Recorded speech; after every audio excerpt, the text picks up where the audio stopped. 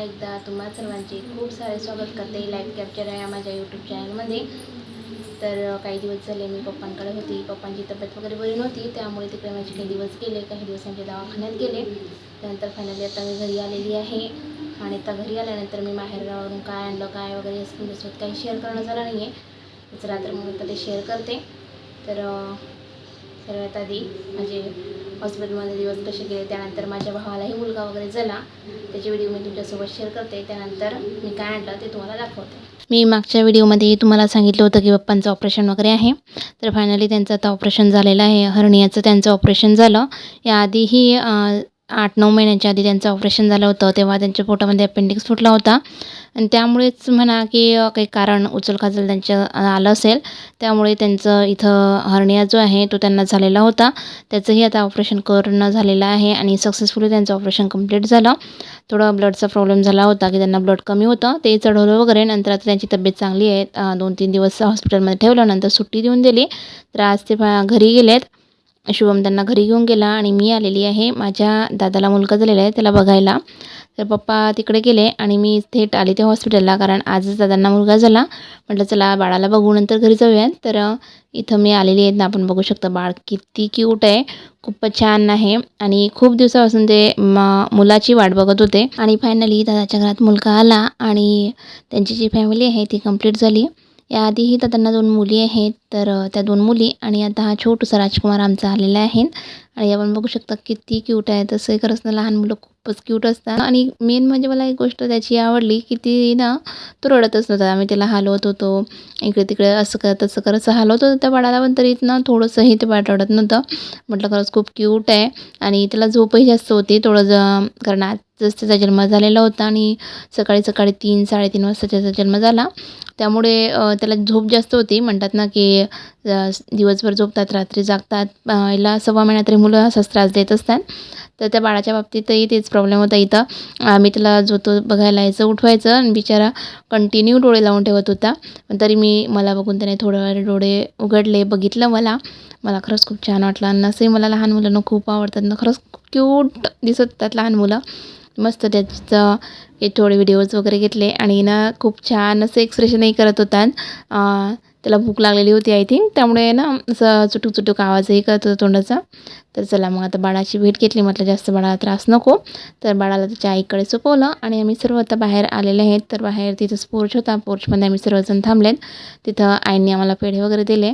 सर्वांनी बघा नातू झाला करत सर्वांनी एकमेकांना पेढे खाऊ घातले, पेढे वगैरे खाल्लेले। आणि त्यानंतर आता फायनली मी घरी पोचली। घरी आल्यानंतर फ्रेश वगैरे झाले। शेची झोपलेली होती, म्हटलं चला आता टाईम आहे, तर जे सामान आहे ते तर मला ठेवायचंच आहे कबोर्डमध्ये। तर ते आधी तुमच्यासोबत शेअर करते की काय काय आणलं आहे। पण ते बघताच बरोबर शचीला ही जाग आली आणि तिथं माझ्या मनामध्ये लोडवड ही हमेशा चालूच असते। तर इथंही बघा ही जी साडी आहे ना, ही मी मम्मीची साडी आहे, ती आणलेली आहे। तर मला पौर्णिमेसाठी ही साडी घालायची आहे। तर म्हटलं चला आता वटपौर्णिमेला आपण ही साडी नेसून बघूयात। मम्मीची आहे ही साडी, मला खूप आवडली, तर म्हटलं चला घेऊन येऊ। तर ती साडी मी आणलेली आहे। त्यानंतर बघा हा एक ड्रेस आहे की हा मला मम्मीकडून आता अधिक महिन्याचा मिळाला। तसं तर ते मला आधीच पैसे दिलेले होते, पण आधी काही माझं घेणं झालं नव्हतं, तर वेळेवरच आम्ही हा ड्रेस घेतलेला आहे। पण तरी खूप छान असा हा ड्रेस मिळाला आणि कलरही खूप छान आहे। खूप दिवसाची माझी इच्छा होती की मला वाईन कलरचा ड्रेस हवा आहे। तर मला साडी आणि ड्रेस दोघंही वाईन कलरचे खूप आवडतात आणि माझ्याकडे वाईन कलर नाहीच आहे। मी खूप दिवसापासून बघत होते पण मिळतच नव्हतं। फायनली आज हा ड्रेस मिळाला। तर याची पॅन्ट आणि जे वरचं टॉप आहे दोघंही वाईन कलरचे आहेत आणि छान, म्हणजे त्याची ना पॅन्टही खूप छान आहे, पॅन्टवर ही छान असं वर्क आहे त्याच्या। आणि एकदम सिंपल सोबर मस्त असा हा ड्रेस आहे। तर इथं तर अशाची उठलेली असल्याकारणानं मला वेअर वगैरे बाकी करून काही मी दाखवत नाही, फक्त काय काय आहे ह्या वस्तू तुमच्यासोबत शेअर करते। आणि ही बघा ही त्याची ओढणी आहे, आपण बघू शकता किती छान आहे, कॉन्ट्रास्ट अशी ओढणी त्याच्यावरती आलेली आहे। आणि आमची लाडूबाईला तर असं वाटतं की ओढणी म्हणजे नवरीबाईच असते, तिला नवरीबाई बनायचं आहे। त्याला छान असे लटकनसुद्धा आलेले आहेत ओढणीला। मी माहेरी अधिक महिन्यासाठी गेली, पण पप्पांचाच तब्येतीचा प्रॉब्लेम होता, त्यामुळे बाकी दुसरं काही न करता आधीच मम्मीने पैसे दिलेले होते। म्हटलं अजून पैसे खर्च होऊन जातील, तर आणि तिचं हमेशा चालते की तू खर्च करते आणि कपडे घेत नाही वगैरे वगैरे। तर ह्यावेळेस फायनली मला जबरदस्ती करून हे जे कपडे आहेत ते घ्यायला लावले। आणि सोबतच आम्हाला म्हणजे आत्ताच नाही की तिने म्हणजे पैसे आधी दिलेले असतात. आधीच म्हणजे आता मी सांगते की 2 महिने झाले असतील अधिक महिना चालू व्हायच्या 2 महिन्या आधीपासूनच तिने आम्हाला पैसे वगैरे दिलेले होते. म्हणजे असं नाही की फक्त माझ्यासाठीच माझ्या कपड्यांचे, शशीच्या कपड्यांचे आणि शशीच्या बाबांचे, आमच्या सर्वांच्या कपड्यांचे पैसे तिने एकट्ठा देऊन दिलेले होते. मागे मी गेलेली होती घरी तेव्हाच बोलली की आता अधिक महिना येईलच आणि तुमचं वेळेवर असंच राहतं की आम्ही जे कपडे आणले नाही, हे आणलं नाही, ते आणलं नाही, तर एक आता घेऊन जा आणि कपडे घेऊन ये जा.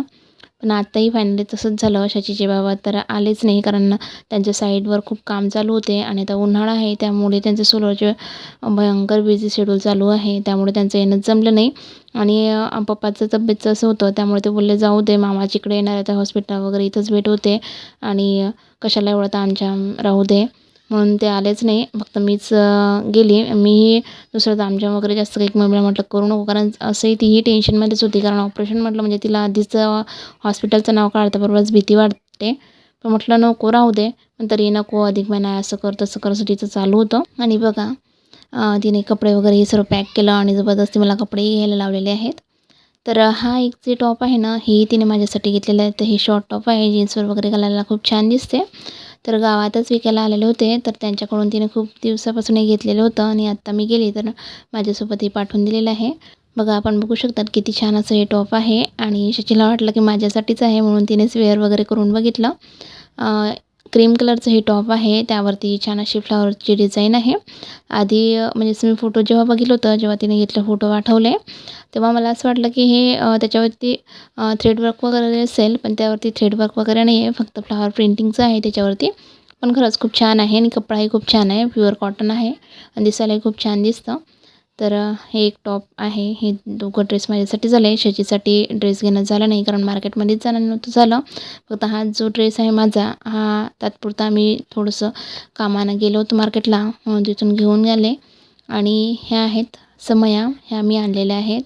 तर ह्या ज्या समया आहेत ह्याही मी 2-3 महिन्याआधी जेव्हा माहेरी गेली होती तेव्हाच मम्मी आणि मी शेगावला गेले तेव्हाच तिथून घेऊन घेतल्या होत्या कारण की अधिक महिना सुरू झाला म्हणजे ह्या गोष्टींचे भाव जास्त वाढतात कारण अधिक महिन्यामध्ये तांबं, पितळ, सोनं, चांदी ह्या ज्या गोष्टी आहेत त्या दान करत असतात. त्यामुळे ह्या गोष्टींचे भाव जास्तच वाढत असतात. तर म्हटलं माझ्या घरी समयाचं नाही आहे तर मला समया घ्यायचा असं माझं खूप दिवसापासून चालू होतं. दिवाळीलाही माझं घेणं झालं नाही तर म्हटलं आता मला अधिक महिना आहे तर मला समयाच घेऊन दे म्हणून आम्ही अधिक महिना चालू व्हायच्या आधीच शेगावला गेलो होतो दोघी मायलेकी तेव्हा त्या समया घेऊन आलेल्या आहेत. तर तेव्हाच आम्हाला ह्या 3,000ला पडल्यात. तर आत्ता तर त्याचा भाव खरंच 400-500 रुपयानं महागच असत्या. पण असं तर ह्या 2 समया आहेत आणि माझ्या घरी आहेत ऑलरेडी 2 समया आहेत म्हणजे 2 जोडी आहेत पण त्या छोट्या आहेत. त्यामुळे म्हटलं मोठी समयांची जोडीच नाही आहेत तर मी समई त्या कारणानं घेऊन आले. आणि माझे जे आधीचे जे 2 अधिक महिने झाले त्यामध्ये पहिला अधिक महिना तर म्हणजे तसं म्हटलं तर माझा हा दुसराच अधिक महिना आहे. कारण लग्नानंतर माझा हा दुसराच अधिक महिना आहे. पण माझं लग्न ठरलेलं होतं. बाकी म्हणजे फक्त लग्न ठरलेलं होतं, बोलणी झालेली होती. बाकी सर्व गोष्टी बाकी होत्या. एंगेजमेंटही झालेली नव्हती.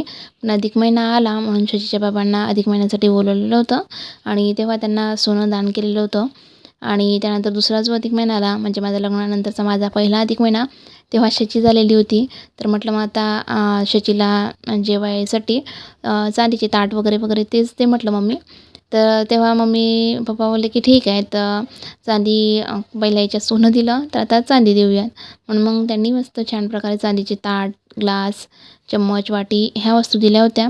आणि या अधिक महिन्यातही त्यांचं तसंच चालू होतं की काहीतरी सोनं किंवा चांदी द्यायचं. पण मी बोलली नको कारण आता समया तर मी घेतल्याच होत्या पण तरी त्यांचं चालू होतं की नाही काहीतरी घेऊ. एक तर मग काही शिक्काच वगैरे करून घे कारण आधी पहिल्या अधिक महिन्याच्या वेळेस शशीच्या बाबांना शिक्का दिला होता. तर आताही ते बोलले की शिक्का वगैरे करून घे किंवा काही दुसरं करून घे. पण म्हटलं नको कारण की आता या एका वर्षामध्येच त्यांच्या मागे एवढा दवाखाना लागलेला आहे की मम्मीलाही कंटिन्यू पैसे लागत आहेत. आणि पप्पांचंही आता आपण बघू शकतात की एवढ्या एका वर्षातच त्यांचे 2 ऑपरेशन झाले. दोघी ऑपरेशनालाही खूप खर्च लागला. आणि त्यांच्या इथं कमाई करणारं कोणीच नाही आहे. कारण मला भाऊ बहीण कोणीच नाही आहे आणि माझं लग्न झालं मी इकडे आहे आणि मीही काही जॉब वगैरे करत नाही किंवा काही पैसे त्यांना प्रोव्हाइड करू शकत नाही. आणि ते आहेत की शेतीच्याच भरवशावर त्यांचं सर्व काम चालतं आणि त्यात आता पप्पाची तब्येतीचं असं आहे तर शेती ही सर्व निसर्गाच्या भरवशावर तर आहेच. मेहनतही काही नाही तर आपण स्वतः मेहनत घेतली तेवढा पैसा आपला वाचत असतो. तर त्यामुळे म्हटलं नको आधीच तुम्हाला खूप खर्च आणि माझा खर्च त्यात नको वाढवा.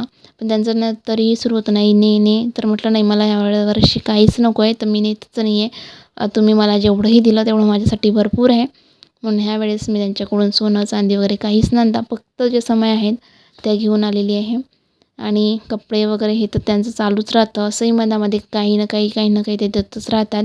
आणि पैसाही प्रत्येक मध्ये मला ते प्रोव्हाइड करतच राहतात. थोडंसं काही म्हटलं की मला याची गरज आहे द्या पैसा. कारण आमची इथं आता सोलरचा बिझनेस आहे, आमचं कृषी केंद्र वगैरे आहे.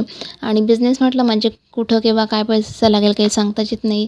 तिथंही ते आम्हाला प्रत्येक गोष्टीमध्ये पैसा जे आहे ते प्रोव्हाइड करत असतात. म्हणजे कोणत्याही गोष्टीचा जॉब नाही काही नाही. शेतीच्या भरवशावरच ते स्वतःचंही घर खर्च चालवतात आणि मलाही प्रत्येक गोष्टीमध्ये पुरत आहेत.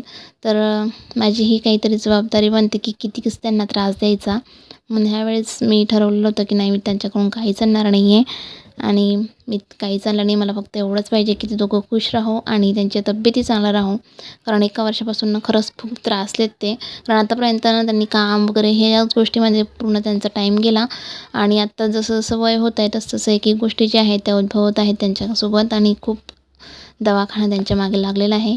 देवाकडे फक्त एवढंच प्रार्थना आहे की त्यांच्या दोघांच्याही तब्येत चांगल्या राहो आणि ते चांगले राहोत. चला तर आता बाकी जे सामान आहे ते मी तुमच्यासोबत शेअर केलं. खूप छान असं जे सामान आहे ते मम्मी पप्पांनी मला दिलेलं आहे. ड्रेस वगैरे समया वगैरे सर्व सामान मी तुमच्यासोबत आता शेअर केलं. त्यानंतर आता 2-4 दिवस मी हॉस्पिटलमध्ये गेली आणि आता घरी आले तर थोडंसं दगदग सारखं सुरू होतं. तर मग शशीचे बाबा बोलले की खूपच दगदग झाली. चला आज संध्याकाळचं जेवण राहू दे काही बनवू नको बाहेरच जेवण करायला जाऊ. म्हणून आम्ही बाहेर आले. बाहेरच छान प्रकारे जेवण वगैरे केलं. आणि आजच शुभमचा बड्डे होता. तो दुपारीच पप्पाला सोडून घरी आला. तर म्हटलं चला आता तो संध्याकाळचा आहे तर आपण इथं आम्ही बाहेर आहे जेवण करायला. तूही आमच्यासोबतही जेवण वगैरे करू छान प्रकारे बड्डे सेलिब्रेट करू असं आमचं ठरलं. पण त्यांचं काही आधीच वेगळा प्लॅन होता. कारण काकू आणि शुभम दोघांचाही बड्डे एकाच दिवशी असतो. आणि काकूचे काही फ्रेंड वगैरे आहेत काकूंचे त्यांनी काकूच्या बड्डेचं काही वेगळं प्लॅनिंग केलेलं होतं. त्यामुळे काकू आणि सर्व फॅमिली जे आहे ते तिकडे गेले. मग शुभम बोलला की ताई माझं काही जमणार नाही कारण मला तिथंही जायचं म्हणे केक कट करायला. आणि त्यानंतर माझ्या साईडवरचे कामही आहे त्यामुळे मी काही जेवण वगैरे करायला येऊ शकत नाही.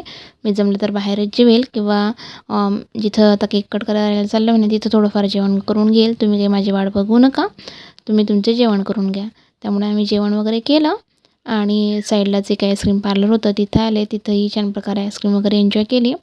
त्यानंतर म्हटलं की आता टाईम आहेच आता 10च वाजलेत म्हटलं तर चला केक वगैरे घेऊ आणि शुभमला घरी बोलू. 11-12 वाजेपर्यंत तो आला तरी ठीक आहे. तर आम्ही केक वगैरे घेतला आणि घरी आले. म्हटलं घरी येऊन शुभम केक वगैरे कट करेल. त्याला फोन केला तर तो बोलला की हो मी साईडवर आहे थोड्या वेळात येतोच. त्याची वाट बघत 12-1 वाजले पण त्याचं काही येणं जमलंच नाही. त्यामुळे आम्ही केक फ्रीजमध्ये ठेवून दिला आणि आम्ही झोपून राहिलो. दुसऱ्या दिवशी सकाळी त्याला म्हटलं साईडवर जायच्या आधी लवकर ये कारण अजून तू आज चालला गेला की अजून तो केक तसंच ठेवून द्यावा लागेल. आणि शचीला थोडंसंही धीर राहत नाही. तिचं कंटिन्यू चालू राहतं माझा बड्डे. कोणाचाही बड्डे असला तरी तिचाच बड्डे असत असतो. म्हणून सकाळी शुभमला जे आहे ते घरी बोलवून घेतलं. Happy birthday to you. Happy birthday Happy birthday, dear mama. Happy birthday to you. Shubham आल्यानंतर छान मस्त केक कट केला. त्यानंतर सर्वांनी केक वगैरे खाल्ला आणि असं छानसं छोटंसं जे आहे शुभमचं जे बड्डे सेलिब्रेशन आहे ते आम्ही घरी केलं. चला तर आजच्या छोट्याशा बड्डे सेलिब्रेशनसोबत आजचा व्हिडिओ इथं संपवते. आशा करते आजचा व्हिडिओ तुम्हा सर्वांना आवडला असेल.